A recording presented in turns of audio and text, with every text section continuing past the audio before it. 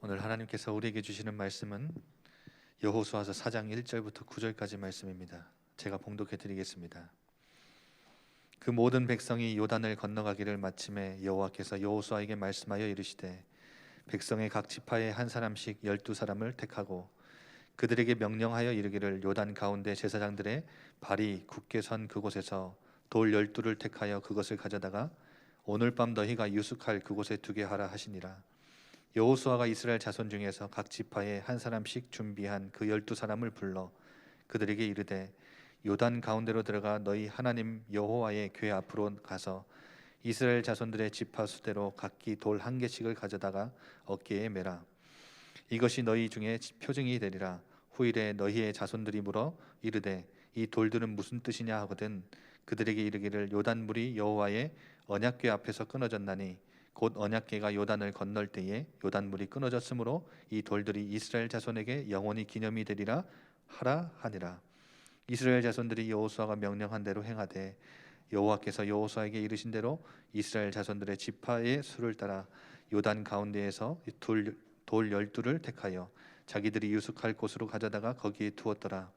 여호수아가 또 요단 가운데 곧 언약궤를 맨 제사장들의 발이 선 곳에 돌 12를 세웠더니 오늘까지 거기에 있더라. 아멘. 담임 목사님 나오셔서 다음 세대를 위한 기념비라는 제목으로 말씀 주시겠습니다. 어제 우리 스승의 날이었죠. 그래서 한 주간 보니까 한 2주 정도부터 막 와이프가 학교에 있는 부모들하고 막 이야기하면서 학교 선생님들 뭐 선물을 뭐 해야 되니 막 이렇게 막 의논하고 막 그런 모습들을 보면서요. 제가 와이프에게 부탁을 했어요. 아이들하고 같이 학교 선생님들도 중요하지만은 교회 선생님들도 굉장히 중요하다. 그래서 스승의 날 아이들이 선생님들에게 교회 교사 선생님들에게 어떤 선물을 하고 싶은지를 물어보고 같이 좀 의논해서 그렇게 진행을 했으면 좋겠다. 제가 일부러 좀 부탁을 했었어요. 우리 교회 교사 선생님 굉장히 중요하죠. 학교 선생님보다 훨씬 더 중요한 우리 사역을 감당하고 있습니다. 그런데 그것보다 더 중요한 정말 중대한 스승이 누구냐니까요. 부모들입니다. 그래서 가정의 달을 맞이해서 지난주에 이어서 그 말씀과 연결되어지게끔 해서 오늘 같이 함께 말씀을 나눠보려고 합니다. 제가 어제 스승의 날인데 이제 제가 말씀을 다 마무리 정리하는 시간에 이렇게 하면서 많은 생각들이 좀 오고 갔어요. 제가 광주대교회로부터 시작해서 여기를 모교회로 삼고 이렇게 쭉 자라왔잖아요. 제가 중고등학교를 지나오면서 저를 가르쳐 주셨던 선생님들도 기억이 나고 그때는 제가 되게 숫기도 없고 뭐 잘하는 게 거의 없었어요. 그냥 이렇게 세상 말로 꽂아놓은 보릿자루처럼 아무데나 이렇게 세워놓으면 그냥 세워 있고 뭐 이랬던 제 모습이 기억이 나고요. 교회에서 무슨 성탄절날 뭐 선극 같은 거 하는데 저에게 선생님이 너무 잘 알아가지고 제 수준을 알고 한 줄짜리 대사를 주셨는데 한 달을 외웠거든요. 근데 막상 올라가니까 성도님이 다 쳐다보고 있어가지고 못 외우고 그냥 내려왔습니다. 아무것도 못하고 뭐 그랬던 제가 어느 날 담임 목회자가 돼서 메시지를 전달하고 있고 같이 함께 신앙의 응답들을 같이 나누고 또 교회를 섬기고 있는 모습들을 제가 이렇게 보면서 야, 그분들의 기도 아니었으면 여기까지 올 수 있겠나 뭐 이런 생각들도 하게 되고 너무 감사하기도 하고 또 앞으로 제가 남기고 가야 될 중요한 응답들이 어떤 걸까 뭐 이런 생각들을 많이 하게 됐던 날이기도 했습니다. 우리 지난주 갈멜산에서 굉장한 역사를 경험했지만 굉장히 애를 쓰고 많은 응답들을 확인했지만 그럼에도 불구하고 아주 작은 것에 힘겨워서 지쳐서 넘어져 쓰러져 있는 엘리야의 모습 우리 함께 같이 나눴죠. 우리는 사실 갈멜산의 응답들을 추구하기 위해서 참 많이 뜁니다. 가정에서도 우리의 자녀들에게도 많은 역사 하나님의 응답들을 막 보고 경험하고 또 교회는 큰 응답을 사모하면서 뛰잖아요. 그 안에 하나님의 응답들을 참 많이 보고 또 경험하고 체험했습니다. 그런데 하나님이 보실 때는 갈멜산에서도 굉장히 중요한 응답의 현장이지만 더 중요한 거는 광야에서 힘겨워 쓰러져 있는 그 모습, 하나님은 그 모습에 더 빠르게 반응하시고 다가오셔서 어루만지시고 위로해 주시고 먹을 걸 먹이시면서 힘을 내게 해서 손잡아 일으키시면서 뭐라고 말씀하세요? 하나님의 산 호렙으로 가자. 왜요? 더 중요한 사역이 남아있으니까. 오늘 여러분들이 어떤 상황 가운데 있다 할지라도 혹시 광야라는 시간표 속에 있다 할지라도 오늘 예배 통해서 하나님은 여러분들에게 새 힘 주시고 오늘 여러분들을 위로해 주시고 우리의 가정, 여러분들의 부모된 여러분들, 특히 또 공부한다고 지쳐있는 우리의 자녀들, 우리 교회의 많은 중직자들 하나님이 위로해 주시면서 하나님이 하나님의 산 호렙으로 이끌어 가셔서 거기에서 중대한 언약을 보게 하십니다. 그 언약에 대해서 오늘 같이 함께 말씀을 나누려고 합니다. 내가 먼저 하나님의 위로를 받고 힘을 얻어야만 사명을 감당할 수 있어요. 그래서 하나님이 과거에 있었던 모습, 힘겨워서 쓰러져 있었던 모습에 채찍질하지 아니하시고요, 그 모습 그대로를 받아주시면서 우리의 허물, 우리의 연약함을 책망하거나 들춰내지 아니하시고 그대로 그냥 다 껴안으셨어요. 우린 참 연약하거든요. 부모로서 최고의 것들을 다 하려고 몸부림도 치고 잘해보려고 노력하고 그럼에도 불구하고 잘 안 되어지는 게 우리의 모습이죠. 왜요? 우리는 다 같이 연약해요. 하나님 그걸 너무 잘 아세요. 연약한 존재들이기 때문에 쉽게 상처받고 쉽게 또 받았던 상처를요, 우리의 자녀들에게 또 옆에 있는 사람들에게 상처를 주기도 해요. 그걸 하나님 너무 잘 아세요. 그런 허물을 하나님은 자꾸 우리를 들춰내서 뭐라 하지 아니하시고요, 십자가의 사랑을 여러분들이 기억하세요. 우리가 연약함이 드러날 때마다 십자가의 사랑을 기억하셔야 돼요. 아무것도 말씀하지 아니하시고 무조건적인 하나님의 사랑을 가지고 우리를 품고 어루만지시며 위로하시며 힘을 주시는 그 하나님 아버지. 그래서 전에 제가 대학생 때 저를 가르치던 어떤 목사님, 선배 목사님이 계셨는데요. 같이 이제 부서에서 사역을 하는데 제가 그때는 이제 돈도 별로 없고 뭐 이렇게 숙기도 별로 없지만 또 이렇게 건강도 별로 안 좋으니까 자꾸 이렇게 좀 아프고 막 이렇게 한다고 하니까 저를 찾아오셔서 하시는 말씀이, 아니 좀 배가 고프고 힘들면 와서 도와달라 하고 좀 밥도 사달라 하고 해야지 왜 그렇게 아무 말 않고 그냥 그렇게 힘들게만 있냐고 막 뭐라 하시더라고요. 그래서 목회자가 앞으로 되려면 얼굴에 좀 철판을 까는 것도 배워야 된대요. 그래서 제가 웃으면서 목사님 맞는 말씀이시긴 한데 평생 뭐 저는 그거하고는 상관없이 살게 될 것 같습니다. 뭐 너무 기대하지 마세요 이렇게 했더니 그 목사님이 그 말씀을 하시더라고요. 용서를 받아본 자만이 용서해 줄 수 있고 용서를 베풀 수 있고 사랑을 듬뿍 받아본 사람이 더 깊은 사랑을 나눠줄 수 있고 받아본 사람이 베풀 수 있다. 그래서 참 그 의미는 되게 마음에 와닿았어요. 근데 그때 현실은 뭐 그래도 무슨 내가 무슨 얼굴에 철판을 깔고 다른 사람에게 받는 거를 즐겨하고 그러지는 못할 것 같아 라고 했는데요, 인생을 살아가면서 너무 귀하게 베풀어 주신 사랑을 받아보고 또 그 사랑을 마음에 담고 감사해 했던 것들이 참 귀한 거구나, 그래야 다른 사람에게 더 베풀 수 있고 나눠줄 수 있는 거구나, 이런 것들을 더 많이 경험하게 된 것 같아요.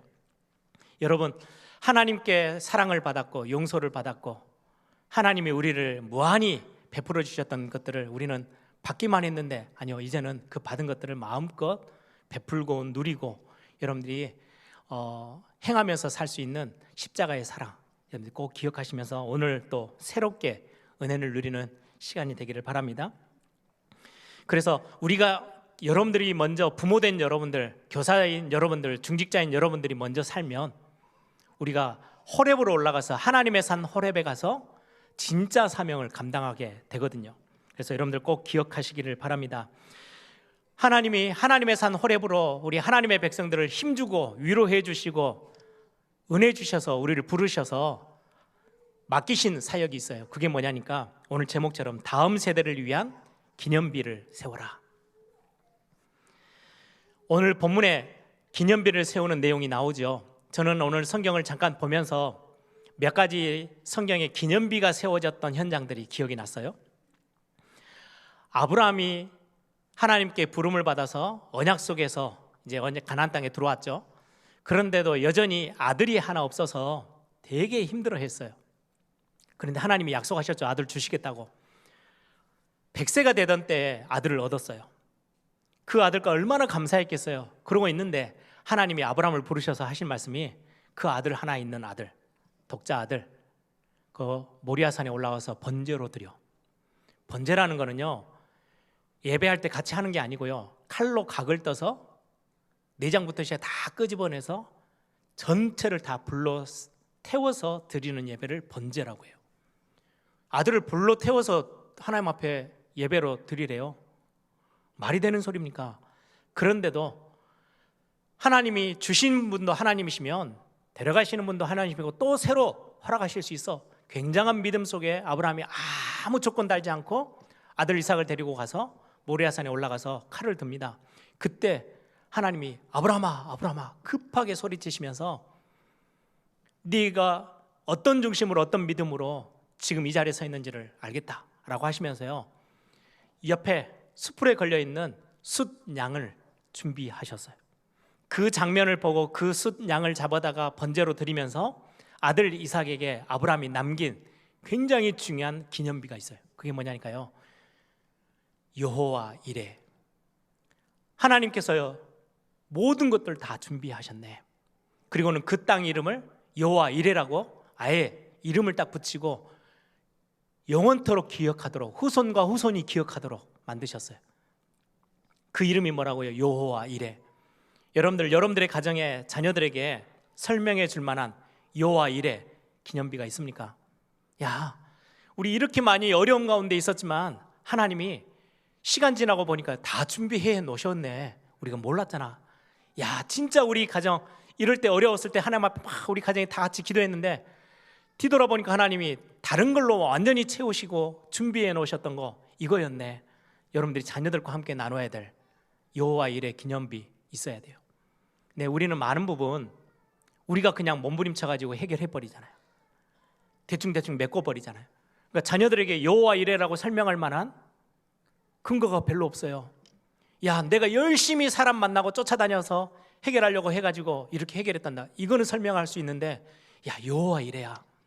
그래, 가끔 저는 집안에 이런저런 많은 것들이 필요로 할 때 기도하면서요, 자녀들하고 일부러 포럼할 때가 있어요. 지금 참 어려운데 하나님이 채우실 거야, 하나님이 준비하실 거야, 일부러 말해줄 때가 있어요. 왜요? 기념비가 되게끔 하려고. 여러분, 여호와 이레, 아브라함은요 자식들에게 여호와 이레라는, 후손들에게 이 언약들을 남겨줬죠. 오늘 본문의 여호수아, 이 배경은 너무 잘 아시죠? 그 400년 넘게 종노릇하던 애굽에서 하나님의 기적적인 역사로요 빠져나와서 이제 홍해바다를 마른 땅으로 건너게 하십니다. 그 홍해바다를 건너서 광야에서 40년 단 하루도 굶지 않고요 만나와 메추라기를 먹어가면서 반석에서 나오는 생수를 먹어가면서 40년 생활을 지내고요 이제 요단 앞에 섰어요.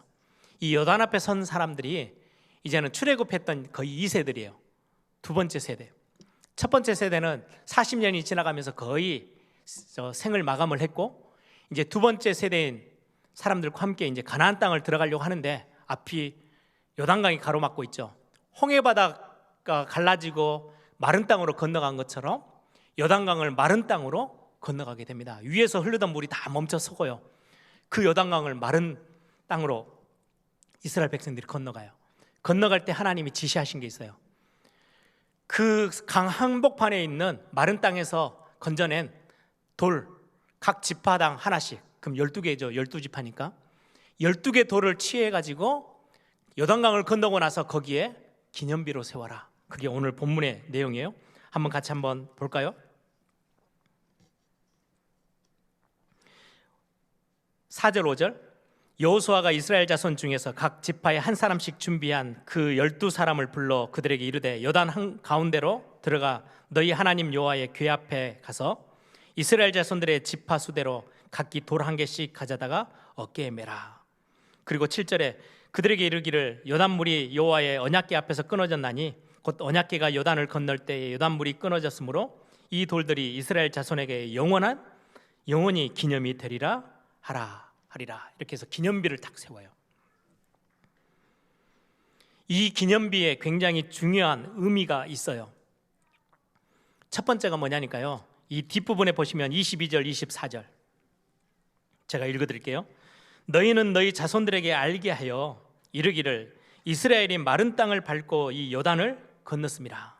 이제 기념비를 두고 이 기념비를 왜 세우게 하셨냐를 설명하시는 거예요. 23절 너희의 하나님 여호와께서 요단물을 너희 앞에서 마르게 하사 너희를 건너게 하신 것이 너희의 하나님 여호와께서 우리 앞에 홍해를 말리시고 우리를 건너게 하심과 같았으니 이는 땅의 모든 백성에게 여호와의 손이 강하신 것을 알게 하며 너희가 너희 하나님 여호와를 항상 경외하게 하려 하심이라. 하나님을 경외하고 하나님이 행하신 일들을 기억하며, 그게 무슨 말이에요? 하나님이 베푸신 은혜를 기억하도록 기념비를 세워라. 잊어버리지 않도록. 저는 이 본문을 보면서요, 말씀을 묵상하면서 우리 가정에 반드시 세워야 될 기념비, 야, 우리의 자녀들이 보면서 이 가정, 아버지 어머니가 우리와 함께 막 힘든 여정들을 여기까지 왔는데 진짜 하나님의 은혜였네 라는 걸 볼 수 있도록, 그거를 전달할 수 있는 기념비가 우리 가정에 있어야 되겠구나. 여러분들 그 가정에 그 기념비를 세워두셔야 해요. 가정에 하나님의 은혜가, 이 가정에 하나님의 은혜가 아니면 안 되구나, 하나님의 은혜로 여기까지 우리가 왔구나, 이거를 자녀들이 알고 후손들이 알 수 있는 기념비가 여러분들에게 있어야 돼요. 그래서 저는 오늘 찬송가 315장, 그리고 또 하나 찬송이 제 마음에 왔어요. 288장, 315장은 더욱 심히 하나님을 더욱더 사랑합니다 라는 고백, 여러분들의 입술에서 그 고백이 자꾸 나와서 자녀들이, 야, 우리 부모님은 하나님 사랑하는 게 이러하구나 알 수 있도록. 288장에 보면 크로스비가요 고백하죠. 이것이 나의 간증이요, 이게 나의 찬송이다. 여러분들의 자녀들에게요 전달해 줄 만한 하나님의 은혜구나.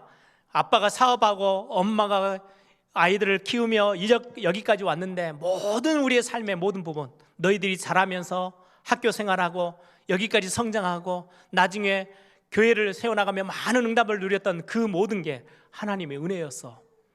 이게 간증처럼 전달되어질 수 있는 기념비 있어야 돼요. 저는 하나 더 나아가서 우리 예일교회에 제가 사역할 때 이 은혜의 기념비가 반드시 있어야 되는데, 야, 우리 목사님이 머리가 엄청 좋더니 사역을 잘해가지고 교회가 붕댔네, 목회 실패한 거예요. 우리 교회는 엄청난 좋은 프로그램이 많아요. 이런 사역 저런 사역 많이 했고요, 망한 거예요.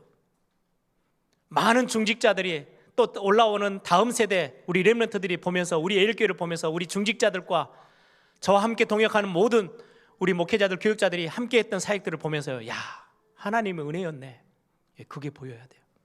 그거 안 보이면 큰일 나요. 그게 기념비가 되어져야 돼요. 야, 정말 이거 대단한 메시지가 막 어떻게 저렇게 말을 잘하시지? 그거 가지고 목회가 됐다, 실패한 목회입니다. 하나님의 은혜가 보여야 돼요. 안디옥 교회가 그랬잖아요. 주의 손이 함께하며 하나님의 은혜가 보여. 그게 올바른 교회고 교회다운 교회의 모습이에요. 우리가 남겨야 될 기념비, 또 하나의 모습입니다. 기념비를 왜 세우라 하셨냐? 4장 6절 7절에 기록되어 있죠. 이것이 너희 중에 표징이 되리라. 후일에 너희의 자손들이 물어 이르되 이 돌은 무슨 뜻이냐 하거든. 너희의 자손들이 물을 때에 무슨 뜻이냐고 묻게 된대요. 21절에도 보세요. 이스라엘 자손들에게 말하여 이르되 후일에 너희의 자손들이 그들의 아버지에게 묻기를 이 돌들은 무슨 뜻이니까 하거든. 말해줘라.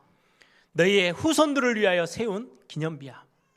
여러분들의 가정에, 여러분들의 자녀를 위한 언약의 기념비, 영적인 기념비 있어야 돼요. 우리 교회에 다음 세대 렘넌트들이 교회를 세워나가는데, 야, 우리 중직자, 우리 장로님들을 보고 권사님들을 보고 우리 목사님들과 많은 사역했던 분들을 보면서, 야, 진짜 프로그램이 너무 중요하구나, 전략이 그렇게도 중요하고 교회 조직이 엄청나게 중요한 거구나, 그렇게 기념비를 삼으면 교회는 유럽 교회처럼 무너지고 맙니다. 하나님의 은혜가 보여야 되고, 자녀들에게, 우리의 다음 세대에게 하나님의 역사를 보여줄 수 있는 기념비가 반드시 세워져 있어야 돼요. 그거 하루 이제 여러분들이 힘을 내셔야 돼요. 광야에 혹시 쓰러져 있다면 오늘 예배 통해서 하나님이 주시는 은혜와 위로를 여러분들이 덧입어서 일어나셔서 진짜 끝 남기는 하나님의 산 호렙으로 올라오셔야 돼요. 저는 이 본문을 묵상하다가요, 제가 참 붙잡고 기도하는 사사기 2장 10절 말씀 기억이 났어요. 제가 잠깐 읽어드릴까요? 여호수아도 죽고 같이 함께했던 장로들과 유사들이 다 지도자들이 죽고 나서 그 다음 세대에 대한 메시지입니다. 10절에 그 세대의 사람도 다 그 조상들에게로 돌아갔고 그 후에 일어난 다른 세대는 여호와를 알지 못하며 여호와께서 이스라엘을 위하여 행하신 일도 알지 못하였더라. 저는 한 단어가요 정말 가슴이 아팠어요.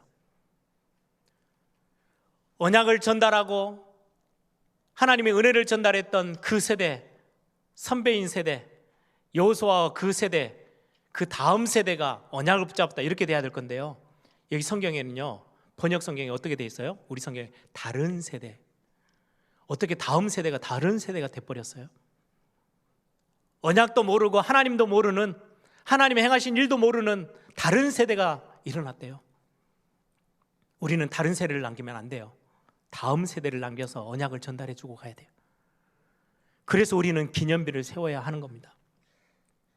그래서 저는 교회 전체를 두고도요 영적인 중요한 기념비 필요합니다. 복음, 그리스도의 언약 정확하게 전달해야 돼요. 성령의 역사, 하나님의 사랑 뿐만 아니라 눈에 보여지는, 그래서 우리가 계속해서 기도하고 매달 우리가 작정해서 건축 헌금하는 이유가 있죠. 예배당 건축하는 거, 그건 기념비예요.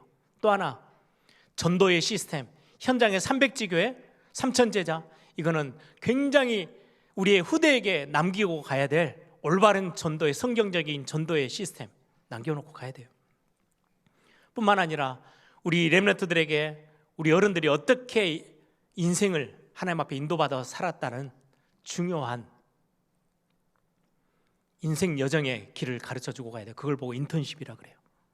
그런 어떤 시스템들을 우리 안에서요 만들어 놓고 갈 거예요. 그게 교회가 남겨야 될 중요한 기념비. 또 하나요, 복음 문화가 얼마나 힘있게 일어나야 되는지를, 세상 문화보다 더 앞서가야 된다는 것들을 보여주기 위해서라도요 우리가 힘겨워도 힘을 모으고 같이 동역해서 협력해서 교회 안에 문화적인, 복음 문화적인 사역들을 감당하고 가야 돼요. 저는 그거에 굉장히 마음이 있어요. 왜요? 우리는 그냥 대충 이렇게 가도 돼요. 그런데 다음 세대에게는요 눈에 보여질 만큼 기념비가 되어질 것들을 남겨놓고 가야 돼요. 또 하나의 사건이 저는 생각이 났어요. 사무엘이 사사시대를 거의 끝을 내죠. 사사시대는 자기 소견대로 하나님의 말씀과는 전혀 상관없이 살던 350년 완전히 멸망 가운데 있었던 사사시대를 끝을 내면서 사무엘이 지도자가 되자마자 행했던 사역이요 미스바 운동이에요. 모든 이스라엘 백성들, 하나님의 백성들은 미스바로 모여라. 그리고 우리 회개하자. 이제까지 하나님의 말씀을 등지고 우상 숭배했던 모든 것 다 회개하고 돌아서자. 그래서 금식하며 하나님 앞에 기도하며 예배하기 위해서 모였는데요, 그 소식을 듣고 옆에 있던 블레셋이요 옳다 됐다. 저들이 지금 아무 싸움 준비도 안 하고 맨몸으로 예배하겠다고 지금 저 미스바에 다 모였단다. 한 판에 끝낼 수 있겠네. 돌진 해가지고요 군대를 일으켜서요 지금 쳐들어오는 거예요. 그 본문이 사무엘상 7장에 나옵니다. 제가 그 본문의 내용들을 잠깐 읽어드릴게요. 5절에 보니까 사무엘이 이르되, 사무엘상 7장 5절, 온 이스라엘은 미스바로 모이라. 내가 너희를 위하여 여호와께 기도하리라 하며 그들이 이제 다 모여요. 금식하며 모여요. 7절에 이스라엘 자손이 미스바에 모였다 함을 블레셋 사람이 듣고 그들의 방백들이 이스라엘을 치러 올라온지라. 이스라엘 자손들이 듣고 블레셋 사람들을 두려워하여 벌벌 떨죠. 그때 하나님이 미스바에 모였던 이스라엘 백성들의 그 중심과 고백들을 보고 하나님이 역사를 행하십니다. 그게 10절입니다. 사무엘이 번제를 드릴 때 예배를 멈추지 않았어요. 번제를 드릴 때에 블레셋 사람이 이스라엘과 싸우려고 가까이 오매 그날에 여호와께서 블레셋 사람에게 큰 우레를 발하여 그들을 어지럽게 하시니 그들이 이스라엘 앞에 패한지라. 전쟁에서 완전히 승리케 하셨어요. 싸우지도 않고 이도록 하나님이요 역사하셨어요. 그 사건을 두고 사무엘이 기념비를 세웁니다. 그게 12절에 나옵니다. 사무엘이 돌을 취하여 미스바와 센 사이에 세워 이르되 여호와께서 여기까지 우리를 도우셨다 하고 그 이름을 예베네셀이라 하니라. 어떤 기독교 예수 믿는 가정에 보면 에베네셀 이런 거 이렇게 액자로 만들어서 붙여놓기도 하고, 어떤 식당에 가면은 예수 믿는다는 거 펴내기 위해서 에베네셀이라는 단어를 붙여놓기도 해요. 그 뜻이 뭐냐니까 여호와께서 여기까지 우리를 인도하셨다, 도우셨다라는 뜻이거든요. 여러분들의 가정에 이 기념비 있습니까? 자녀들에게, 저는 와이프하고도 자주 포럼하는 것 중에 하나가 그거예요. 야, 우리 아이들이 하나님이 우리를 여기까지 이렇게 인도하셨던 거, 그 큰 은혜 알까? 어떻게 하면 알게 할까? 어떻게 하면 이거를 알도록 만들어줄 수 있을까? 그랬더니 어떨 때는요, 이렇게도 설명해 보려고 하고 저렇게도 설명해 보려고 하는데 참 안 돼요. 잘 안 되더라고요. 목사인 저도 잘 안 돼요. 그럼에도 불구하고 이 기념비는 있어야 된다는 것을 고백해요. 여러분들 세우셔야 돼요. 여호와 하나님께서 우리 가정을 여기까지 도우셨어. 우리가 막 몸부림치고 어떨 때는 실수도 하고 어떨 때는 과하게 막 하기도 했는데, 우리는 연약해서 넘어지기도 했는데, 아니야, 하나님이 우리를 여기까지 도우셨어. 그 기념비가요, 여러분들이 가정에 세워 있어야 돼요. 우리 교회도 마찬가지예요. 제가 우리 교회 30주년, 내년이면 40주년이죠. 30주년 됐을 때 책자를 내면서 제목을 뭘로 할까 고민하다가요, 이 구절에 생각이 나서 인도 30년, 응답 30년, 그렇게 제가 타이틀을 적었어요. 하나님이 여기까지 우리를 인도하시고 도우셨던 하나님, 그게 기념비가 되어져서 그걸 바라보고 앞으로 또 다음 세대는 그 응답을 향해서 믿음으로 도전해 나가는 걸음이 됐으면 좋겠다. 여호와 하나님께서 여기까지 우리를 도우신 거. 우리 장로님들은 기억하실 거예요. IMF도 오고 지금은 또 코로나도 팬데믹이 다가와서 교회들이 정말 위기 상황이고요, 여러 교회 안에 굴곡들이 참 많을 수 있는 시간표들을 거쳐왔어요. 그런데 저는 교회 안에서 자라고 또 아버지의 목회를 보면서요, 기념비가 있어요. 아, 하나님이 도우셨구나. 하나님이 한 번도 우리를 실망시키지 않으셨구나. 저에게는 그게 있어요. 여러분들 그 응답들을 우리의 자녀들에게 보여줘야 되고, 우리 교회는요, 그 기념비가 반드시 있어야 해요. 그러면 여러분, 이 사명을 위해서, 이 기념비를 세우기 위해서 우리 부모된 우리들 기도 제목들을 좀 붙잡았으면 좋겠어요. 그리고 우리 이 자리에 오전에는 열심히 일찍 나오셔서 우리 아이들을 가르쳤던 교사 선생님들, 우리 교회 안에 있는 중직자들, 우리 목회자들 기억하셔야 되고요. 특히 렘넌트라고 앉아있는 우리 렘넌트들도 기억해야 돼요. 여러분들의 다음 세대는 여러분들이 책임지셔야 되거든. 그래서 다음 세대를 위한 우리가 붙잡아야 될 진짜 사명, 하나님의 산 호렙에 올라가서 엘리야가 붙잡았던 것처럼 우리가 붙잡아야 될 게 어떤 거고 어떤 모습일까? 저는 모세를 보면서 모세의 부모가 생각이 났어요. 성경에는 아주 간략하게 적고 있어요. 레위 남자가 레위 여자에게 장가가서 가정을 이루고 아들을 낳았는데 모세예요. 그 어머니의 이름이 기록되어 있어요. 요게벳. 여러분들 요게벳의 노래라는 찬양 아시죠? 제목의 찬양을. 그게 후렴 보면요, 너의 참 주인, 너의 참 부모. 여러분들의 자녀를 위해서 가정에서 우리 렘넌트를 가르치는 교사 선생님들, 우리 교회 중직자들이 마음에 딱 담으세요. 어떤 사명을 가지고 어떤 기념비로 남겨줘야 되느냐, 아이들이 알게끔 해 주셔야 돼요. 너의 참 부모가 누구인지, 너의 인생을 완전히 맡겨도 되는 너의 참 주인이 누구고 부모가 누구인지를 알려주고 가는 거, 그게 우리의 진짜 사명이에요. 전적인 의탁, 전적인 맡겨드림.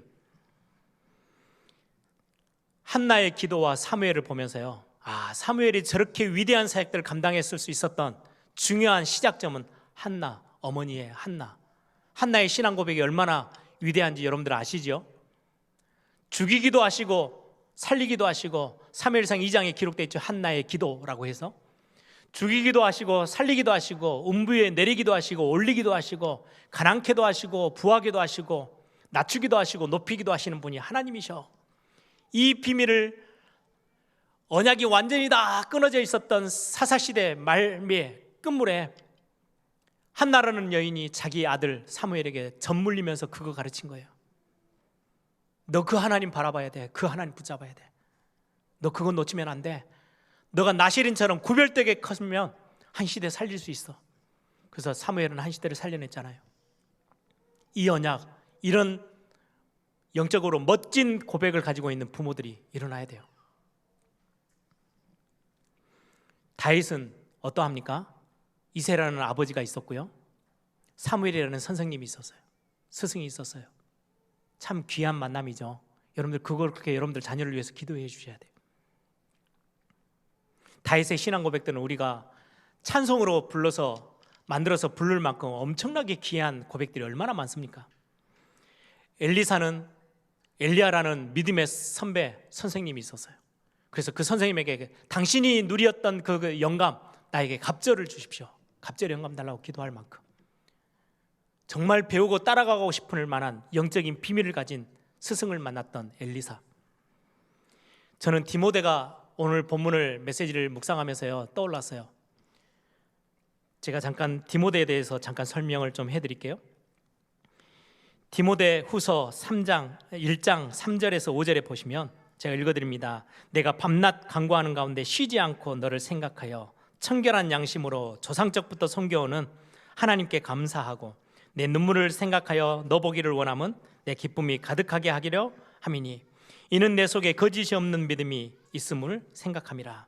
이 믿음은 먼저 내 외조모 로이스와 내 어머니 유니게 속에 있더니 내 속에도 있는 줄을 확신하노라. 디모데라는 사람은 국제결혼해서 그런 가정에서 태어난 아들이에요. 사도행전 16장 1절에 보니까 디모데의 아버지는 헬라 사람이고 어머니는 유대인이에요. 그러면 외조모 로이스, 거기도 유대인이겠죠. 어머니도 어머니의 신앙, 외할머니의 신앙을 물려받았던 디모데인데요, 디모데가 자라왔던 환경은 여러분 좀 상상이 되십니까? 아버지가 헬라 사람이에요. 그 당시 헬라 문화는 세계를 점령할 만큼 엄청나게 힘이 있었는데 그 헬라 문화의 주가 뭔지 아세요? 헬라는 그리스에서 시작한 게 헬라 문화잖아요. 여러분들 학교 다닐 때 대충 한 번씩은 다 들어보셨죠? 그리스의 신화, 그리스 신화. 완전 우상으로 똘똘 뭉쳐있는 문화가요 헬라 문화예요. 그리고 인본주의로 가득 차 있는 문화가 헬라 문화예요. 그 헬라 문화 속에서 하나님에 대한 신앙을 놓치지 않고 굳건히 믿음을 가지고 한 시대를 살리고 그 다음 세대까지 언약을 전달할 수 있었던 디모데라는 사람이 세워져요. 어떻게 그게 가능합니까? 지금 우리 세상에 살고 있는 우리 렘넌트들, 세상 문화가 얼마나 악하고 세상적입니까? 하나님과는 전혀 상관없는 문화. 그런데 거기에서 전혀 흔들림 없이 설 수 있는 비밀, 그게 오늘 본문에 나와요. 외조모 로이스, 어머니 유니게.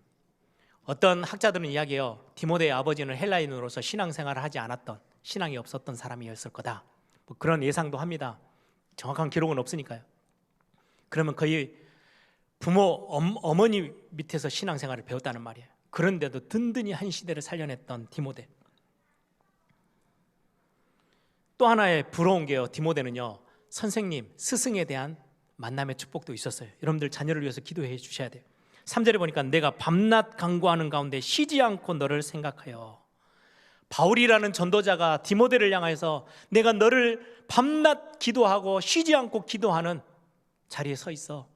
우리 교사 선생님들이 우리의 렘넌트들을 두고 밤낮으로 쉬지 않고 생각하며 기도할 수 있는 교사가 있다면 우리 렘넌트들은 정말 복을 많이 받은 거죠. 여러분들 그런 교사가 되도록 마음에 담으세요. 그게 우리의 사명이에요. 우리 중직자들이 우리의 다음 세대에 일어날 렘넌트들을 두고 밤낮 우리의 마음에 담을 수 있는 그런 중직자로 세워지는 거, 그게 우리의 사명이거든요. 우리 부모야 당연한 거고요. 저는 저희 형제들끼리 모이면 뭐 다들 셋 다 목회자들이고 또 형제 6명이 같이 모이면 거의 대부분 나누는 이야기들, 부모님에 대한 이야기들을 참 많이 합니다. 특히 아버지는 목회에 걸어서 형제 3명이서 모이면은요 아버지 이야기를 참 많이 하거든요. 거의 포럼의 주제예요. 근데 거의 대부분의 주제의 내용이 뭐냐니까 우리 아버지 신앙생활하고 교회 사역했던, 목회했던 모든 것들을 우리가 100분의 1, 1000분의 1을 따라갈 수 있을까? 흉내라도 낼 수 있을까? 우리에게는 어떻게 보면 굉장한 기념비거든요. 오늘 디모데가 가지고 있었던 믿음을 바울이 그렇게 표현하죠. 청결한 양심, 거짓 없는 믿음. 그걸 누구에게 배워요? 외조모 로이스, 어머니 유니게, 외할머니와 어머니에게 배웠어요. 거짓 없는 믿음. 우리의 렘넌트들이, 그래서 저는 말씀을 정리하면서 그런 질문을 제가 노트에다 적었어요. 나는 어떤 목회자로 기억될까? 우리 교회 안에 있는 다음 세대 렘넌트들이 볼 때 우리 집에 가면 어떤 아버지로 우리 아이들이 나를 바라보고 있을까? 나를 통해서 청결한 양심, 거짓 없는 믿음 배울 수 있을까? 그걸 보게 될까? 참 많은 생각들이 제 마음에 담겼던 시간표였어요. 우리 중직자들을 보면서, 우리 같이 함께하는 동역자들을 보면서 우리 다음 세대가, 우리 교사들을 보면서 어떤 그림을 그릴 수 있을까? 저는 지난주인가요? 어떤 목사님이 저한테 그런 질문을 해요. 애일교회는 어떻게 중직자 중심의 교회가 이렇게 잘 돌아갑니까? 그래서 웃으면서 우리 장로님들이 너무 잘해 주셔서요. 그러면서 제가 제 마음에 다 보고 자란 거지, 보고 배운 거지. 선배들의 그 흐름을 후배들이 배우고, 우리 어른 목사님이 행하셨던 것들을 젊은 사역자들이 배우고. 그래, 말씀의 결론입니다. 본 게 없는 사람이요 제일 불쌍한 거예요. 신앙생활에 있어서 기념비를 보지 못하고 언약의 모델들을 보지 못하고 그런 선배들을 보지 못하고 자라는 게 얼마나 불쌍한지요. 우리가 그 응답들을 소유하고요 보여줘야 돼요. 증인으로, 그런 부모로, 그런 교사로, 그런 중직자로, 그런 목회자들로. 저는 오늘 세례식을 이렇게 준비하면서 그런 기도 제목도 적었어요. 오늘 세례 받는 분들, 입교하는 렘넌트들, 유아 세례 받은 우리 아이들이 그런 멋진 신앙의 기념비를 보고 자라도록, 보고 배우도록 우리 교회가 힘써서 기도하며 그 응답 한복판에 있어야 되겠구나, 그런 고백을 하게 됐습니다. 오늘 말씀 속에서 여러분들이 새 힘을 얻고 중요한 우리 사명 감당하는 축복이 있기를 소망합니다.